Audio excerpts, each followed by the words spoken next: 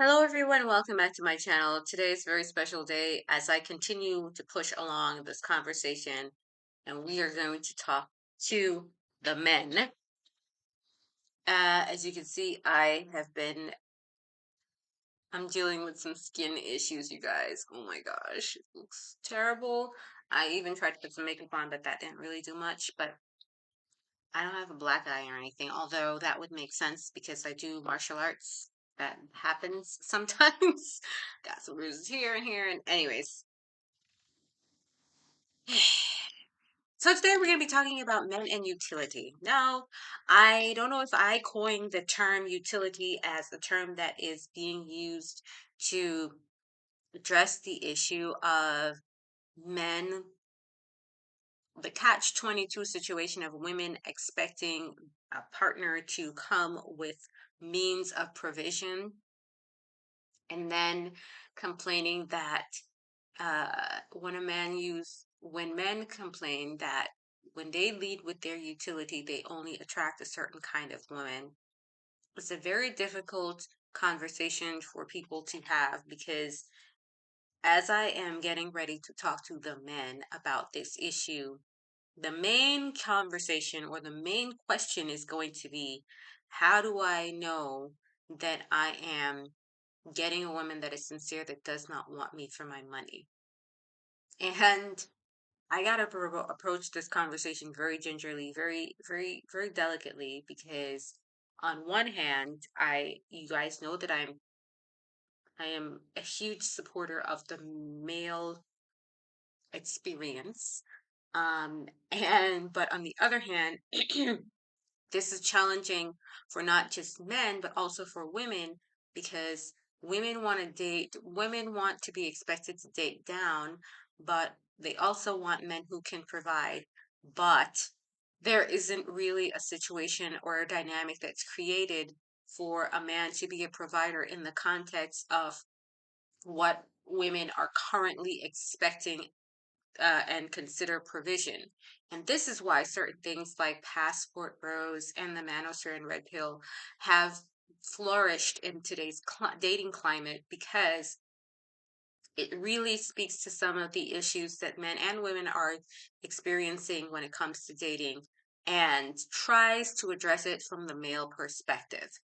But I want men to be extremely clear about what high value is and what utility is. Because women may say, what men have to learn how to vet women outside of utility. Now, that how you do that, it could be a class in itself, but I think that one of the things that I've noticed when women talk about provision in dating and men being told and men thinking that all I got to do is make more money, and leading with that more money aspect or mentality is going to upgrade the quality of women that you attract. It's a very misleading concept for a few reasons, and we're going to get into that tonight. One of the reasons it's misleading is because you attract people with what you lead. So if you lead with your kindness, if you lead with your sense of humor, if you lead with different aspects or characteristics of your being, then people are going to get to know who you are.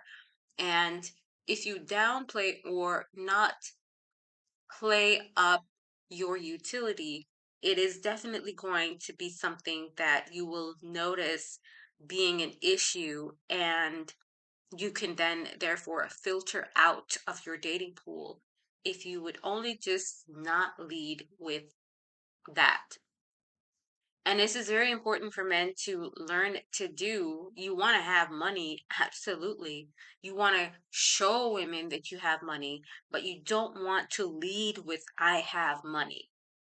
And I find that because this is what you wouldn't walk down the street in a dark alley with in a dangerous neighborhood with all your jewelry on, counting your paycheck for the month. You wouldn't do that. In the same way, you want to look put together, presentable, chic, classy, stylish.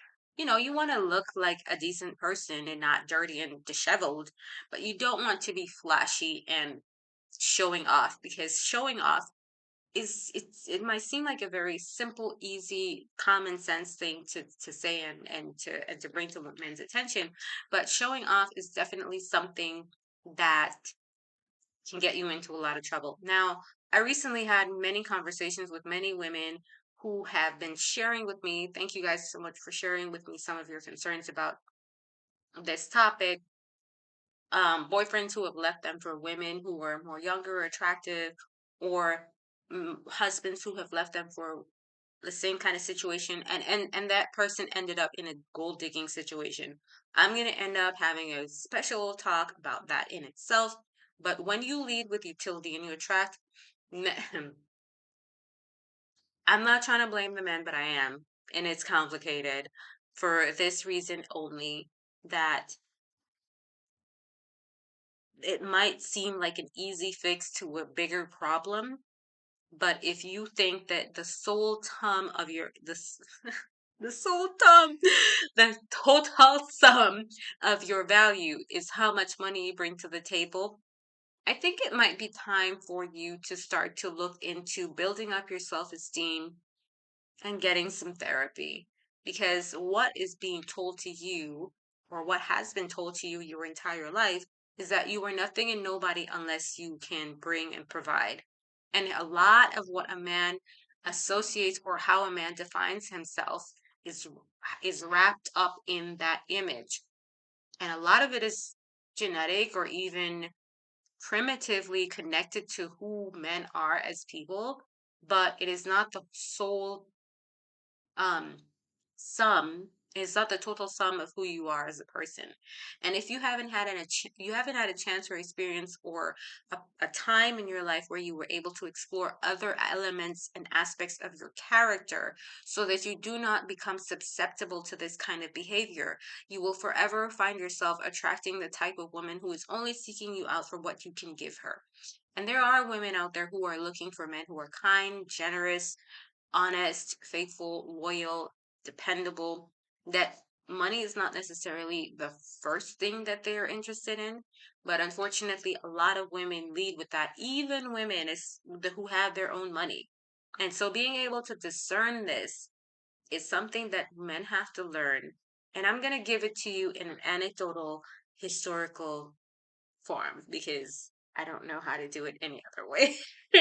There was a story, a Greek mythology story about Odyssey and his men on the island of Siren. And I don't know exactly all of the details, but these sailors had never heard the song of Siren before. And so anytime they would go, they would never come back, because of course the sirens would come and lead them to their complete demise, and they would all drown and die. And so Odyssey heard about this and decided that he would build up his immunization and learn the song of the sirens.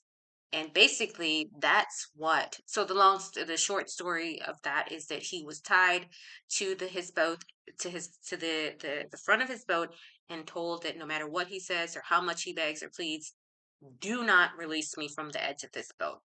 Now, I don't talk much about celebrities, or who tricked who, or who lied about who, but you see this all the time in celebrity news, that men get tricked or seduced into having relationships, marriages, encounters, babies with these types of siren women, because these women understand and play into, they study the man for the wrong reasons, of course.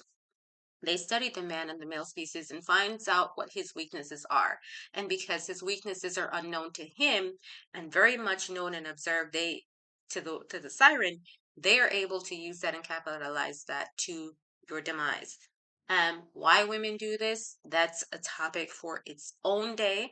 But I just want to say that, like Odyssey, you're going to have to learn the song, and no matter how much it hurts and you feel like you want to give in, you have to develop an immunity to that song in order for you to be able to recognize that this is what it looks like, and this is what it is that is going to lead to my demise, and just be able to walk away from that situation.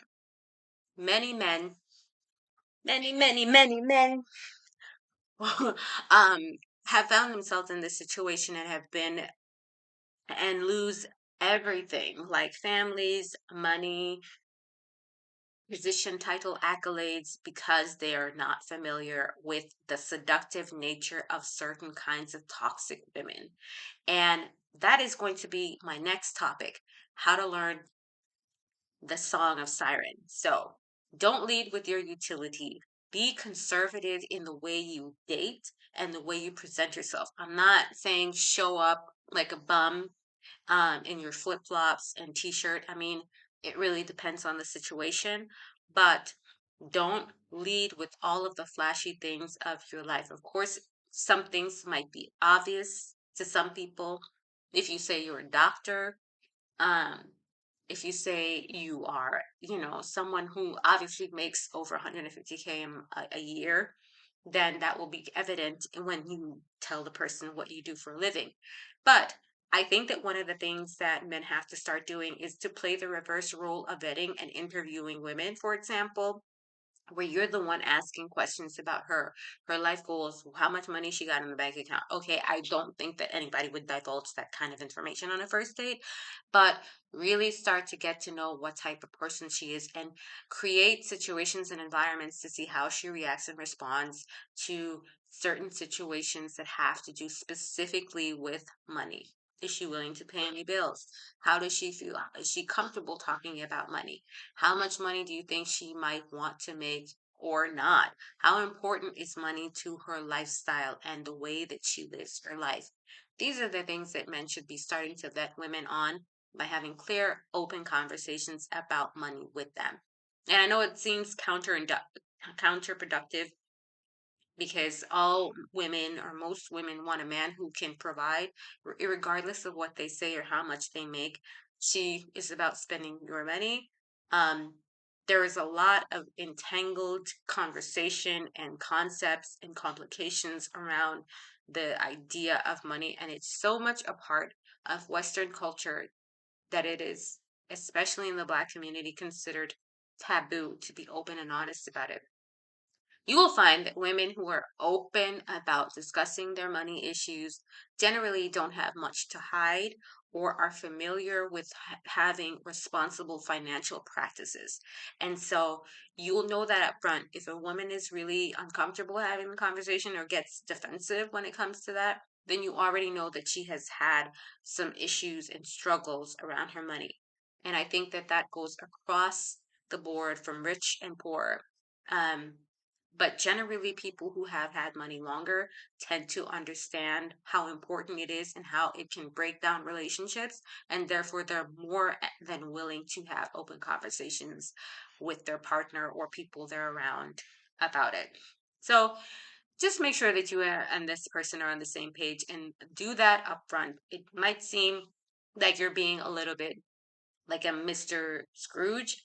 But if that's the way she thinks about you asking the questions, then I guess the answer is the proof is in the pudding. So you don't need to go any further with that. I'll see you guys in the next video. Of course, if you like my content, please like and subscribe, share with your friends. Let me know what you think about this content. Of course, make sure that you are just respectful about it. And I'll see you in the next one. Of course, make sure that you always stay safe and stay free.